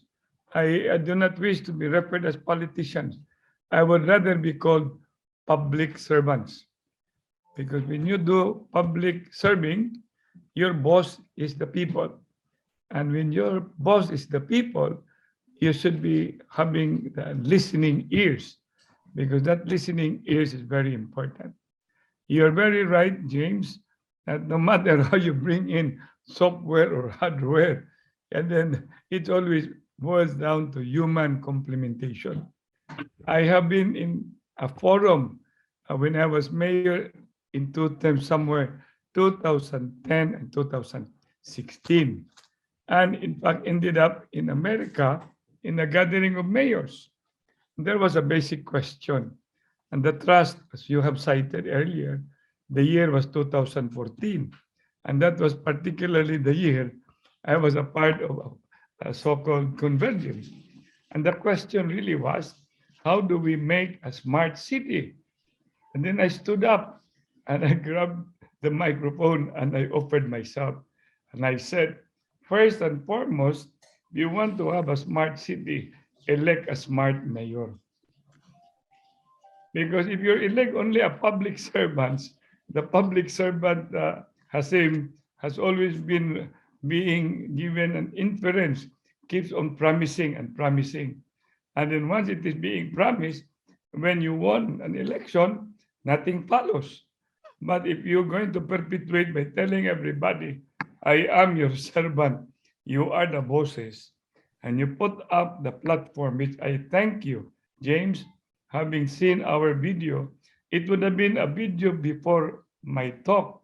But anyhow, I am glad that my PIO in charge, Servini Butan, now in the platform, quickly with the organizer allowed the intrusion and the bringing of such a video, and in heart, in mind, and in soul. And what I've been doing, James, I would have wanted to have this done in these portals, but it seems that there are other nationalities on board. Am I correct, Aseem? Nationalities. Otherwise, I've been We doing. have guests, not just in Cebu, no? Yes. Have guests all over Asia Pacific actually watching You know what? right now. What I've been doing, it's already the 10th time. If I will do it now, it's going to be the 11th time. Bringing everybody to stand and swear in, being a participant of a pledge of commitment. Because what is a platform at your jet? You just elucidated, James. If you cannot walk the talk, but walking the talk on a platform, and I have in my heart, my mind, and soul, can lead the city. But what is leading? If people are not motivated, they're not steered, they're not moved. So the only way to do that is for everyone to stand and raise your right hand and repeat after me. To journey with the city government, committing towards a Singapore-like and even Taiwan-like or whatever like. And this is going to be something which boils down to a smart city. That has been my vision when I was a mayor. It's just that I was unfortunate in my third term, I did not have a chance to do the same. So I joined in again in 2019, insisting to be again a public servant, James. Then, of course, my mayor passed away. So before the 2000, shall we say, 22 term of him been consummated, I became mayor. So I got myself offered again in the year 2022 when May month came in. So now I have this opportunity to reintroduce.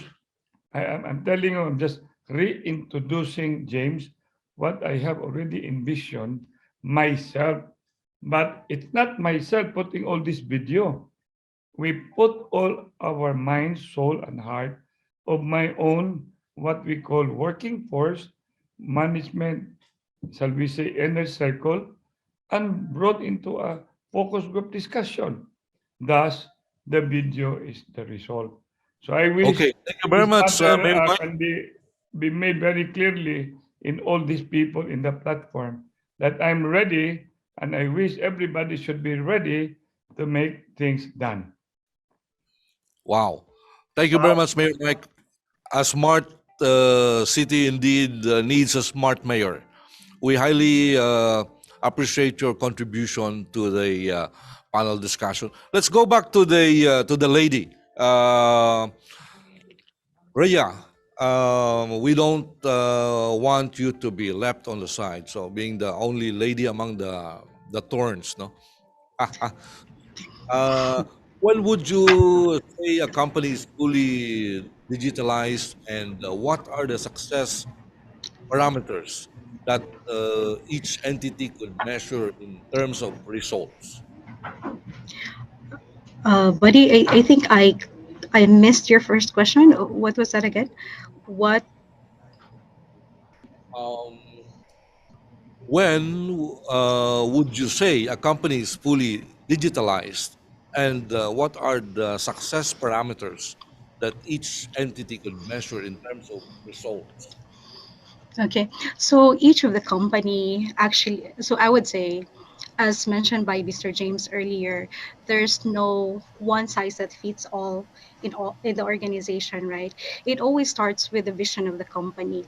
So from that vision, in our case, it's really a vision of value creation, and we identify our metrics as the four metrics that I shared earlier. We have monetization, our ability to monetize our service. If all these use cases that we are doing internally is works for Lexmark, then we can probably sell that outside the organization, which is another source of revenue for Lexmark. We also have personalization, that's really understanding the customer needs, and you have optimization, driving automation across the organization, and you have your role evolution.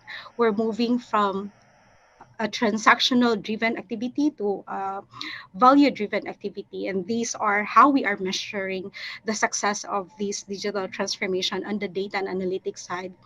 And each company may have different vision, right? So the important thing is they start with identifying that vision, and they identify metrics aligned to that vision. How can they assess the success of their transformation based on what they want to achieve? So I hope that answers your question, buddy. Thank you, Rhea. I believe you made a point there. Um, what are the prime technologies that companies must invest in order to start their transition to digitalization? Yeah, again, I think there's no one size that fits all. So what works for Lexmark may not work to the other industries. So and small scale industries, medium scale industries might have different need. The thing is we need to start with assessing our current state. What do we want to achieve? First of all, understand your business requirement, what you want to achieve, create a vision, and identify metrics on how to get there. Because I would say that in our industry, we're leveraging Microsoft platforms, but these might not be similar, or this need um, might not be similar to the other industries. So currently, we're leveraging, in terms of digitization, we're leveraging enterprise digital twin to create a digital model of our end-to-end process. On the automation side, we're actually leveraging A360 and Power Platform to drive automation activities in the organization. And for data and analytics, we're also leveraging Data Lake and, of course, Azure Machine Learning. Okay, thank you. Some people fear that digitalization may cause some cutting of heads, cutting of manpower. Some people fear that robots might eventually replace humans. What do you think? So digitalization drives efficiency in organization, and so a lot of employees take that as a threat to downsizing initiative. However, in our case, again, we're moving from transactional to value driven. So the time that we save out of all these automation activities that we're doing in the organization is actually converted into value driven activities like working on AI, ML use cases, working on automation activities that will drive our transformation initiative. Okay, that's cool. Um, what worked for Lexmark may not May work not work. necessarily for another company. Of course, there's always the element of peculiarity. Thank you, Rhea. Let me get back to James for a final question in the interest of time. Um, what about employment opportunities, James? Would smart city transitions be a threat to a lot of people?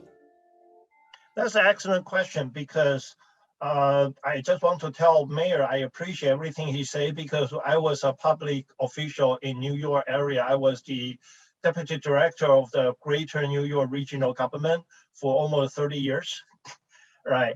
And I was in charge of the social economic forecast. So my social economic forecast was official. All the federal, state, and local government have to use it for their infrastructure development, all the infrastructure transportation development. To answer your question, because my job, if you remember the year 2008, the financial crisis, and I was in charge of monitor of the unemployment rate. So that means to cut the story short is we start seeing the unemployment rate start high when company closes. But up to 2011, when everything come back already, but the unemployment rate did not go down. So that means people lost their job when the business come back. They cannot find their job. Why? Because their position were eliminated. They're gone. Why? Because of digitalization. Those companies survive from the financial crisis. They have to have some reason. That means they cut 1/3 of their employee and they still survive.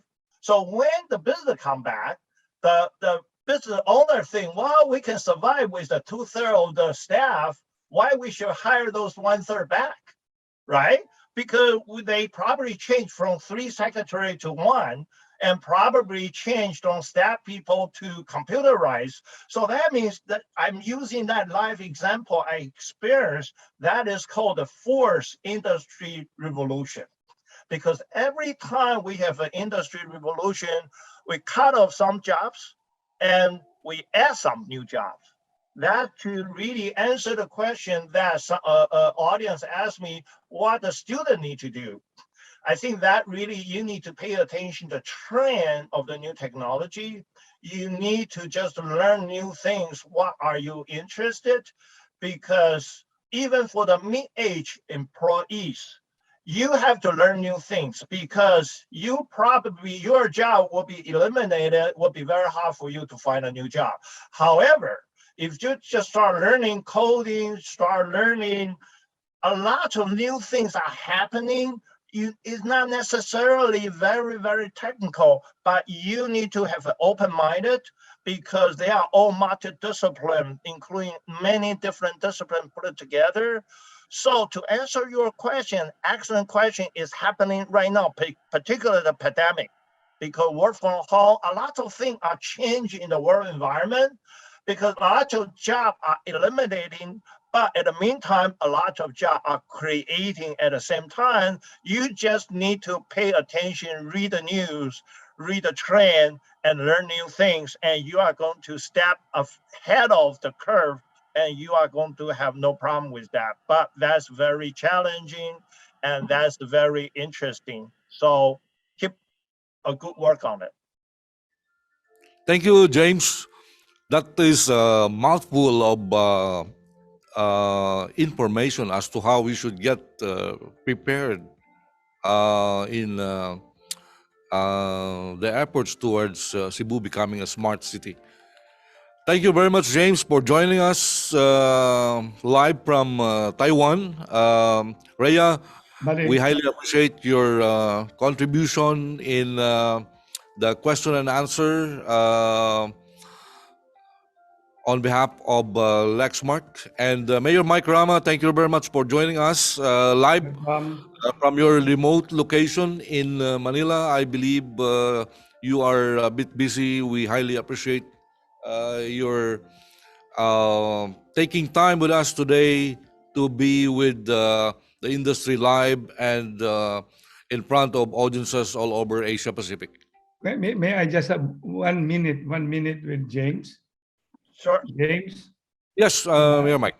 I would Please. like to thank Taiwan because having been in government for 27 years, I've been in Taiwan several times and in fact established under the leadership then of Tammy Osmeña a direct hiring program with your country in Acer, that was in Taichung, and brought us also with Kaohsiung. That's why I am very glad hearing from you that you've been in government. So, buddy, I would like to be connecting with James because he can help us a lot in our desire to make Cebu not only Singapore-like, but Taiwan-like as well. So, James, I will be connecting with you, and please, ni hao, xie xie, chai qian. Thank you very much. Just remember, you have a new friend in Taiwan now to support you. And you have your friend also, the mayor of the city of Cebu, Mike Rama. Okay. Here. This is international cooperation at its finest, happening right in front of you. So, Mayor Mike, we will match up with your guys and, of course, the contact details with James so that Cebu City could work well with the expertise of our friends from Taiwan. So, once again, thank you very much for being part of the panel discussion. We highly appreciate your contributions. And at this point, I'd like to turn over the floor to Convention Chair DJ Moises to culminate the day. Once again, would like to thank our media partners, Sunstar, The Freeman, Cebu Daily News, our secondary sponsors, MCOV Printing, Seda Hotels, Red Root Artists, QBE Group, Shared Services Center. Thank you to JP Morgan Chase and Company, our silver sponsors, and our gold sponsors, Accenture, Ionos, Ayala Land, and Lexmark, where we are currently broadcasting live. Thanks, buddy, Honorary Mayor Michael Lopez Rama, Reah, and Dr. James Chiao. It's been a great afternoon of conversation about the next level play. Today is just the first day, and tomorrow we will share and discuss more regarding updates in the Philippine IT BPM industry, business transformation and automation, sustainable cyber security. I'm DJ, this year's conference chair, and on behalf of the President and Board of Trustees of CIB.O, thank you for your participation and engagement, and see you tomorrow on day 2 of the 2022 Transformation Summit and Expo. Good afternoon. Thank you, Peter. Thanks, everyone.